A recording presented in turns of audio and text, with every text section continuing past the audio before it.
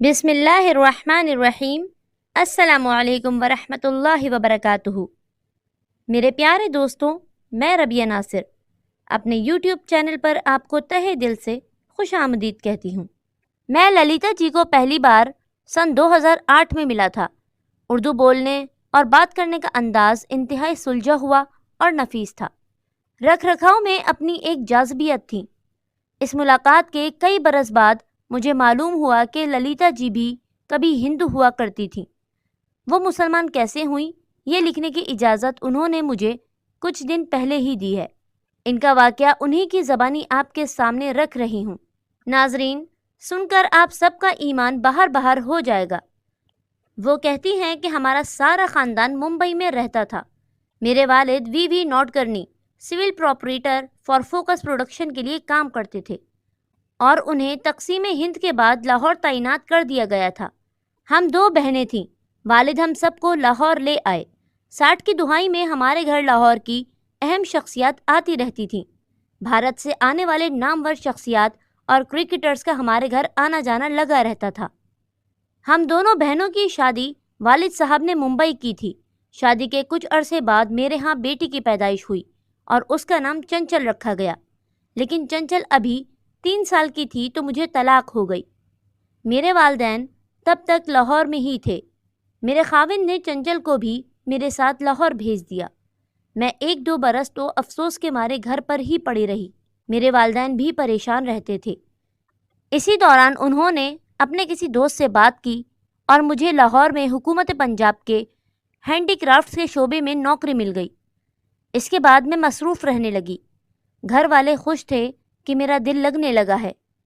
یہ شاید 1962 کی بات تھی کہ خانہ کعبہ کا غلاف چڑھانے کی باری پاکستان کی تھی۔ غلاف کعبہ بنانے کی ذمہ داری ہمارے شعبے کو ملی۔ یہ میرا شعبہ تھا، لیکن میں ہندو تھی۔ خیر، نگرانی کا کام تو میرا ہی تھا، لیکن مجھے کسی چیز کو ہاتھ وغیرہ لگانے کی اجازت نہیں تھی۔ مجھے بڑی اچھی طرح یاد ہے کہ غلاف بننے کے لیے جتنی بھی لڑکیاں آتی تھیں سبھی نوجوان تھیں اور قرآن کی تلاوت کرتی تھیں۔ خیر، میں بھی دل سے سب کا احترام کرتی تھی اور میں نے اپنے کام میں بھی کوئی کوتاہی نہیں برتی تھی۔ اسی دوران مجھے عجیب عجیب سے خواب آنے لگے۔ میرے ساتھ ایسا پہلے کبھی نہیں ہوا تھا۔ ایک خواب یہ تھا کہ میں چنچل کے ساتھ ایک اونچی پہاڑی پر بیٹھی ہوئی ہوں اور دور ایک کالا پتھر ہے جس کے ارد گرد چونٹیاں گھوم رہی ہیں۔ پھر ایک خواب آیا کہ میں مسلمانوں کے شہر مدینے میں ہوں اور میں نے نبی پاک صلی اللہ علیہ وآلہ وسلم کا سایہ دیکھا، لیکن میری ہمت نہیں تھی کہ میں روشنی کی طرف آنکھ اٹھا کر دیکھ سکوں۔ ہمارے ایک جاننے والے تھے اور خوابوں کی تعبیر بتانے کے حوالے سے بہت مشہور تھے۔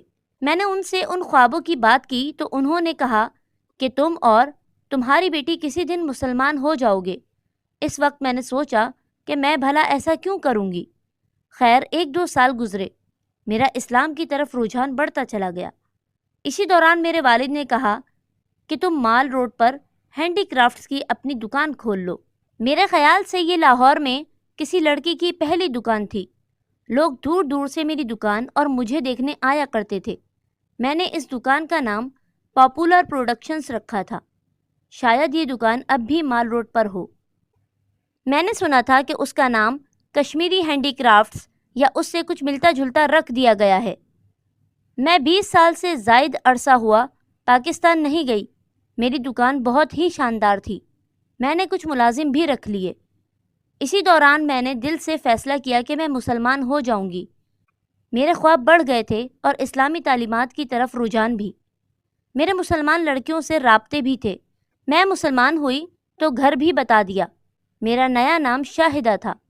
یہ میرے لیے ایک مشکل دور تھا۔ یہ مذہب کی تبدیلی کوئی آسان کام نہیں تھا۔ ایسا کہنا آسان لیکن کرنا انتہائی مشکل ہوتا ہے۔ ہمارا خاندان برہمن خاندان تھا۔ ایک دم کوہرام مچ گیا۔ گھر والوں نے میری بیٹی چنچل کو دوبارہ ممبئی اس کے والد کے پاس بھیج دیا۔ تب وہ 9 سال کی ہو گئی تھی۔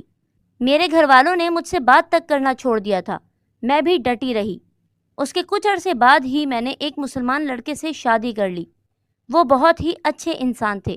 انہوں نے میرا ہر طرح سے ساتھ دیا اور مجھے کسی طرح کی کمی نہ آنے دی۔ میرے والدین تقریباً 10 سال مجھ سے ناراض رہے لیکن پھر تعلقات بہتر ہونا شروع ہو گئے۔ آخر والدین والدین ہی ہوتے ہیں۔ چنچل کی اس کے والد نے شادی کر دی اور وہ اپنے خاندان کے ساتھ کینیڈا چلی گئی، لیکن میرا مسلمان ہونا اس کے لیے تانا بنا رہا۔ آخر یہ ہوا کہ 28 سال کی عمر میں اسے بھی طلاق ہو گئی۔ کوئی اور وجہ بھی ہوگی، لیکن چنچل کا خاوند اسے مسلسل میرے مسلمان ہونے کے تانے دیتا رہتا تھا۔ طلاق کے بعد چنچل ممبئی واپس آ گئی۔ میری چنچل سے بات ہوئی تو میں نے اسے دوبارہ لاہور بلا لیا، وہ بھی پھر مسلمان ہو گئی۔ میرے خوابوں کے بعد شاید چنچل کو بھی یقین تھا کہ ایک دن وہ بھی مسلمان ہو جائے گی۔ ہم نے چنچل کا نام نادیہ رکھا۔ میرے خاوند کے رشتہ دار ذوالفقار علی بھٹو کے ساتھ تھے۔ جب جنرل ضیاء الحق نے بھٹو کو پھانسی دی تو میرے خاوند کا خاندان بھی ڈرا ہوا تھا۔ میرے خاوند کے بھائی کو شاید ٹانگ پر گولی لگی تھی۔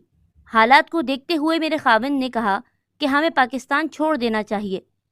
ہمارے پاس 2 آپشنز تھیں، ایک کینیڈا کی اور دوسری برطانیہ کی۔ ہم نے برطانیہ کا فیصلہ کیا اور سب کچھ بیچ کر لندن آ بسے۔ میرے والد کی ممبئی اور لاہور میں بہت جائیداد تھی، لیکن مسلمان ہونے کی وجہ سے مجھے کچھ نہ مل سکا۔ میرے والدین کی کوشش بھی تھی، لیکن خاندان والوں کا دباؤ بہت زیادہ تھا۔ میرے خاوند کا 10 سال پہلے انتقال ہو گیا تھا۔ نادیہ میرا اب آخری سہارا ہے۔ میری آخری خواہش یہ ہے کہ مرتے وقت ہم دونوں ماں بیٹی کو کلمہ نصیب ہو۔